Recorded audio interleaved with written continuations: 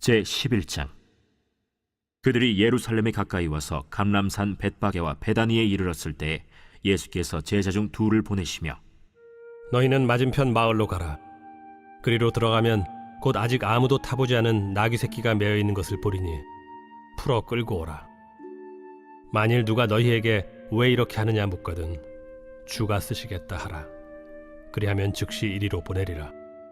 제자들이 가서 본즉 나귀 새끼가 문 앞거리에 매어 있는지라. 그것을 푸니 거기 서 있는 사람 중 어떤 이들이 이르되 나귀 새끼를 풀어 무엇하겠느냐?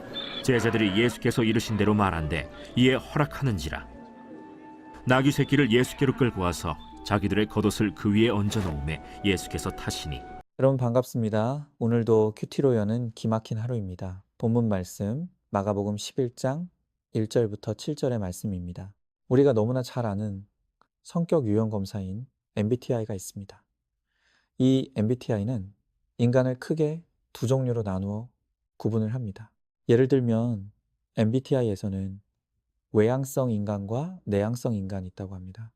외향성이 강한 사람일수록 밖에 나가서 사람들과 만나고 어울리는 데서 에너지를 얻는다고 합니다.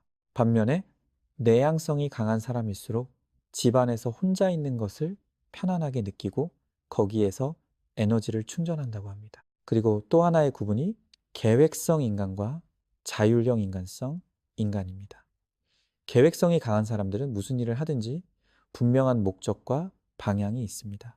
그리고 철두철미하게 계획을 세우고 계획대로 움직입니다. 그러나 자율성이 강한 사람들은 굳이 목적을 설정하지 않습니다. 계획도 굳이 세우지 않고 세우더라도 상황에 따라서 수시로 계획을 변경합니다. 제가 이 말씀을 드리는 이유가 있는데요. 김이 우리 인간이 하나님을 다 알 수 없고 판단할 수 없지만 그래도 만약 우리 하나님을 MBTI로 평가해 본다면 하나님은 계획성에 가까우실까요? 아니면 자율성에 가까우실까요? 그렇습니다. 하나님은 철저한 계획성의 하나님이십니다. 하나님이 하시는 모든 일에는 분명한 목적과 방향이 있습니다.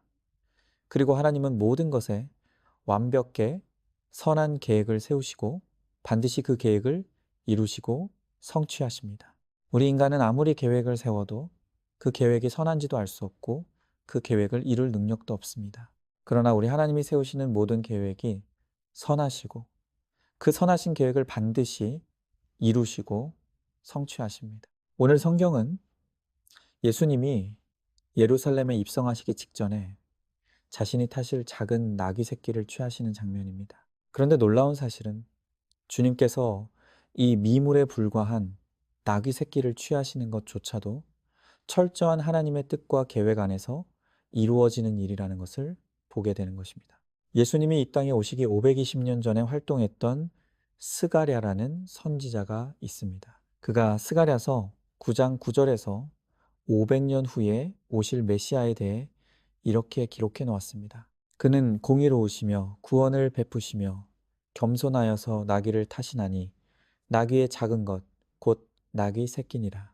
지금 스가랴가 500년 후에 오실 메시아에 대해서 예언하는 것이 무엇입니까? 그가 겸손하여서 나귀를 탈 것인데 그냥 나귀가 아닌 나귀 새끼를 탈 것이라고 놀랍도록 정확하게 예언하고 있는 것입니다. 그러니까 오늘 예수님께서 예루살렘에 들어가실 때 그 많은 종류의 짐승 중에 하필 그냥 나귀도 아닌 나귀 새끼를 타신 것은 그냥 우연히 이루어진 일이 아니라는 것입니다.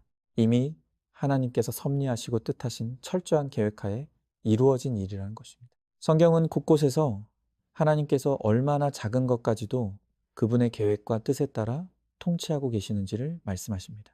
성경은 참새 한 마리도 하나님이 허락지 않으시면 땅에 떨어지지 않는다고 말합니다. 또한 들에 피어있는 이름 없는 잡초도 하나님이 돌보신다고 하십니다. 심지어 주님은 나도 모르는 내 머리카락의 숫자도 다 세고 계신다고 하십니다. 그러니까 이 세상의 모든 존재는 하나님의 계획 가운데 존재합니다.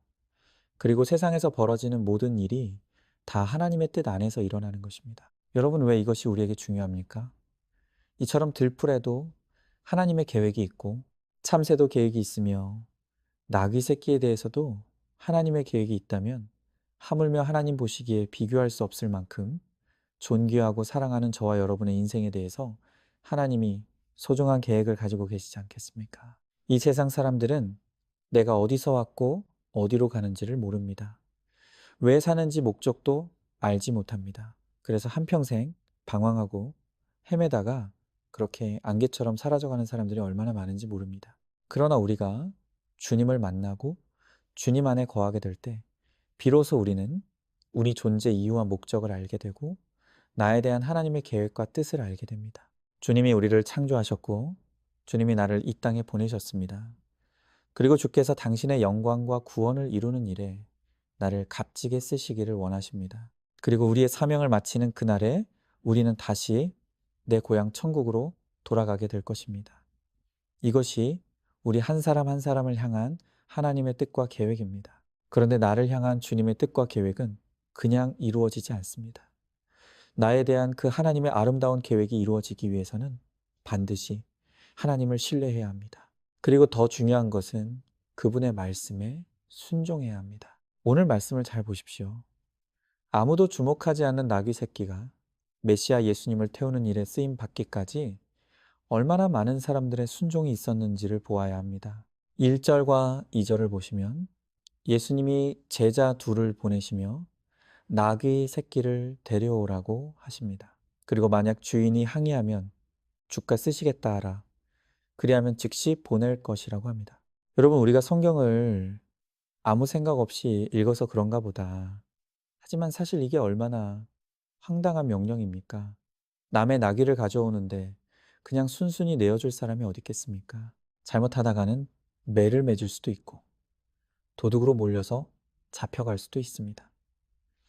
그런데 제자들은 예수님의 말씀에 토달지 않고 순종합니다. 떠나기의 주인은 어떻습니까? 한 번도 본 적 없는 사람들이 찾아와서 주님이 쓰실 것이니 나귀 새끼를 달라고 합니다. 그런데 놀라운 것은 6절에 보니까 이 주인도 어떤 항의도 없이 토달지 아니하고 허락하였다고 합니다. 그리고 이 나귀 새끼도 미물에 불과하지만 예수께로 끌고 갈 때 묵묵히 끌려가는 것을 보게 되는 것입니다. 여러분, 바로 이것입니다. 하나님은 틀림없이 내 인생에 대한 귀한 뜻과 계획을 가지고 계십니다. 스스로가 나귀 새끼처럼 작고 초라해 보여도 주님이 쓰시겠다 하면 우리 인생도 귀하게 쓰임받는 인생이 됩니다. 그런데 그 일이 내 인생에도 일어나려면 반드시 하나님을 믿고 그분의 계획을 신뢰하며 하나님의 말씀에 순종하는 믿음으로 나아가야 합니다. 그런데 우리는 어떻습니까? 하나님을 믿는 것이 아니라 나를 믿습니다. 하나님의 계획이 아닌 내 계획과 판단을 믿습니다. 그래서 우리는 하나님께 묻고 순종하는 것이 아니라 마치 고삐 풀린 망아지처럼 내 마음대로 내 뜻대로 행합니다. 그래놓고 인생이 내 마음대로 안 되면 그때는 모든 탓을 하나님께 돌리면서 하나님을 원망하고 불평합니다. 정말 내 인생도 의미가 있고 가치가 있는 인생이 되기를 바랍니까? 내 삶이 변화되기를 소망하십니까? 하나님이 귀하게 쓰시는 인생이 되고 싶습니까? 그렇다면 내 인생의 주인이 내가 아닌 하나님이심을 믿으시기 바랍니다. 그리고 하나님께 나를 향한 아름다운 계획이 있음을 믿으시기 바랍니다. 그리고 매사를 말씀과 공동체에 묻고 토달지 않는 순종을 이루시기 바랍니다. 그러면 이미 창세전부터 나에 대해 하나님이 세우신 그 뜻과 계획이 이루어지고 성취되어지는 놀라운 역사가 시작될 줄로 믿습니다. 적용 질문. 내 인생의 주인이 누구라고 생각합니까? 내가 주인 되어서 내 계획, 내 뜻, 내 맘대로 하기에 방황하고 실패할 수밖에 없다는 것을 깨닫습니까? 하나님이 내 주인이심을 인정하고 그분께 묻고 토달지 않고 순종하면 하나님의 뜻과 계획이 이루어질 것을 믿습니까? 오늘도 3월 11일 보석상자입니다. 질그릇이 깨어질수록 보배의 빛은 더 강하게 멀리 나아간다는 사실을 기억해야 합니다. 아멘. 기도하겠습니다. 주님, 이제껏 저는 제가 인생의 주인인 삶을 살았습니다. 그래서 내 계획, 내 뜻, 내 판단을 앞세워서 살았고 주님을 내 뜻을 이루는 도구로 여기며 살았습니다. 그래서 인생이 피곤하고 잡은 것이 하나도 없는 공허한 인생을 살았습니다. 이제 예수님을 내 인생의 주인으로 모시기를 원합니다. 이제는 말씀으로 주님께 묻고 순종하기를 결단하오니 주님이 우리의 인생을 다스리시고 통치하여 주셔서 나를 향한 하나님의 뜻과 계획이 이루어지게 하여 주시옵소서. 믿사오며 사랑이 많으신 예수님 이름 받들어 기도드리옵나이다. 아멘. 오늘도 큐티로 기막힌 하루를 살아내는 하늘가족 공동체 안산중앙교회 모든 성도님 되시기를 주님의 이름으로 축복합니다.